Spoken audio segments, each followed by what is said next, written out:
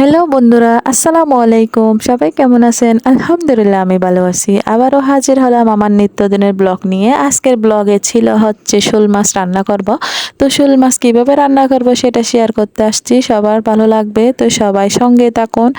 আমার ভিডিওটি শেষ পর্যন্ত দেখতেই থাকুন। তো ভালো লাগলে সবাই লাইক, কমেন্ট, শেয়ার করে দিবেন। বেশি বেশি সাপোর্ট করবেন। তো আমি এখানে শোল মাছ নিয়েছি, অল্প মাথা সহ নিয়েছি।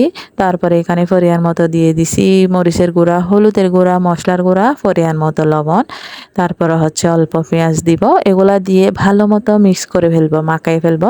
মাছ কিন্তু মাখাই রানলে আলাদা মজা হয়। তো সেজন্য আমি সবসময় চেষ্টা করি মাখাই রান্না করার জন্য। তো এগুলা মাখাই ফেলছি। এবার ডেকচিতে অল্প তেল দিব। তেল দিয়ে এখানে অল্প পেঁয়াজ দিয়ে দিব। এগুলা ভালো মতো লাল করে ফেলবো, নেড়ে চেড়ে। লাল হওয়ার পরে এখানে ঢেলে দিব আপনার মাছ মাখানোটা। মাছটা ঢেলে দিয়ে অল্প আঁচে রান্না করবেন, 10-15 মিনিট রান্না করলে হয়ে যাবে। তো বন্ধুরা, আজকের ব্লগটি কীরকম লাগলো অবশ্যই কমেন্টের মাধ্যমে জানাবেন। ভালো লেগে থাকলে অবশ্যই কমেন্ট করবেন। তো সবাই বেশি বেশি সাপোর্ট করবেন। দয়া করে আমার আইডিটা লাইক করে ফলো করে দিবেন।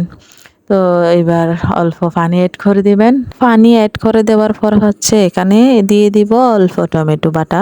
আমার কাছে অল্প টমেটো বাটা ছিল ফ্রিজে, সেগুলা নিব। এগুলা এড করে দিব মাছের মধ্যে। তো মাছের মধ্যে কিন্তু টমেটোটা না খেলে একদমই ভালো লাগে না আমার। তো আমি টমেটো বাটাটা দিয়ে দিব।